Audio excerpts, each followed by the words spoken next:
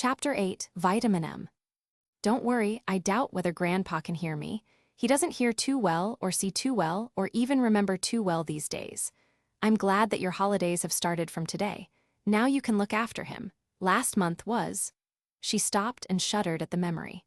It was only last month that Ravi's grandpa had come to live with them because he was getting too old to live on his own.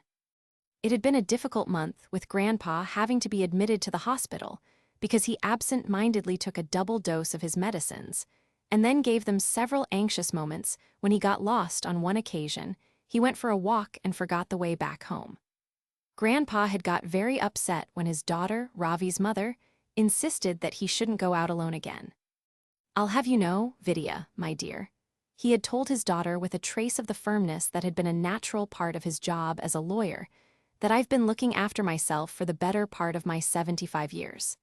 After your mother died 10 years ago, I took over her duties as well and have been cooking, shopping, and keeping house too. First you forced me to come and live with you in this poky little flat, in this horrible, crowded city, and then you think you have the right to forbid me to go out on my own." Grandpa hated the noise and bustle of city life, and when they were on their own, he often spoke, longingly, of his small brick house in town.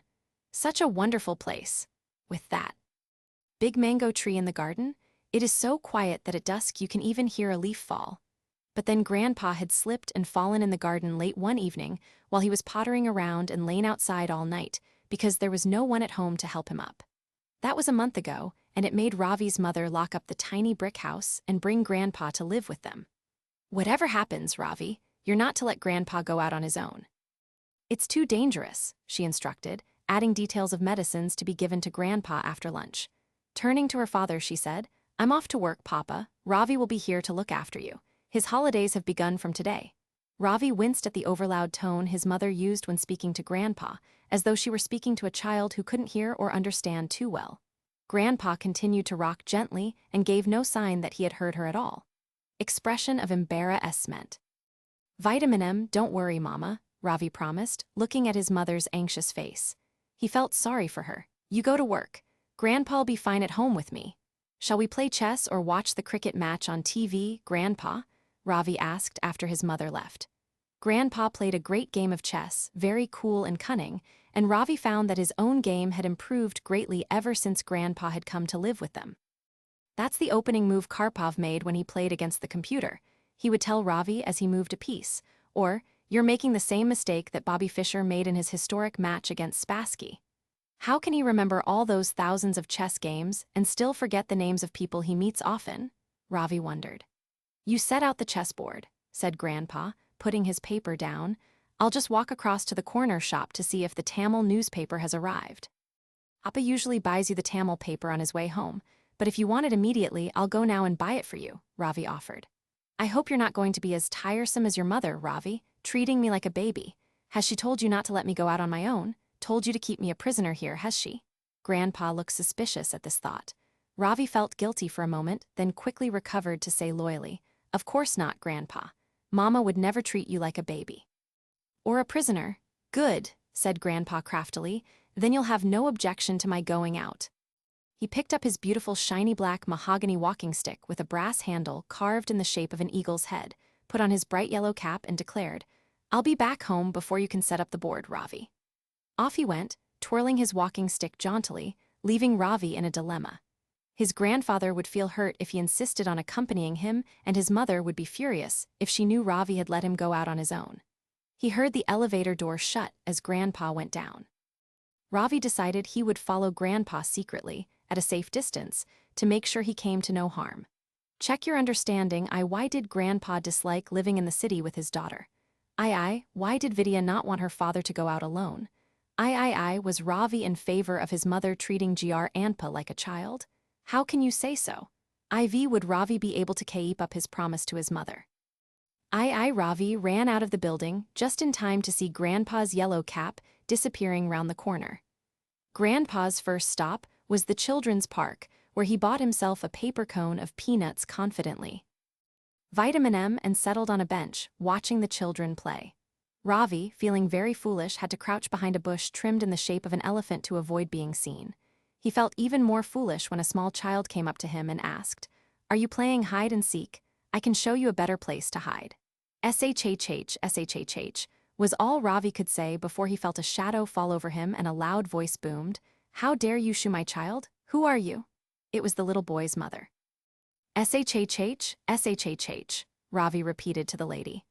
I'll SHH you, you rude boy, said the lady, picking up her umbrella threateningly. The ultimate humiliation was when Ravi had to crawl out of the park on all fours, ducking behind the benches, creeping behind the bushes, thanking his lucky stars that Grandpa hadn't heard the noise and spotted him. Grandpa's next stop was the tea stall, and this time Ravi took position behind a big banyan tree to watch him, feeling most embarrassed when the vendors sitting under the tree gave him quizzical looks. This area is booked by us, said one lady who was selling plastic combs, in the same tone she might use where she asked to address a gathering without being given a loudspeaker. There's no room for any new vendors. SHHH, don't talk so loudly. Do I look as though I'm selling anything? Ravi asked her. Who's talking loudly? Said the old lady, raising her voice just enough for Ravi to hear her, as though she was talking to him from across the city. Body low, head or body down. Who are you accusing of talking loudly? And that too from behind the tree. Who are you hiding from? Another vendor selling ribbons and clips asked. She too was one of those lucky ones who would never ever require a megaphone. Are you talking about one of us? Asked another vendor. A group of them surrounded Ravi. Oh, all right. Ravi conceded defeat and moved to duck behind a shiny silver car, peering through the windows to keep an eye on his grandfather.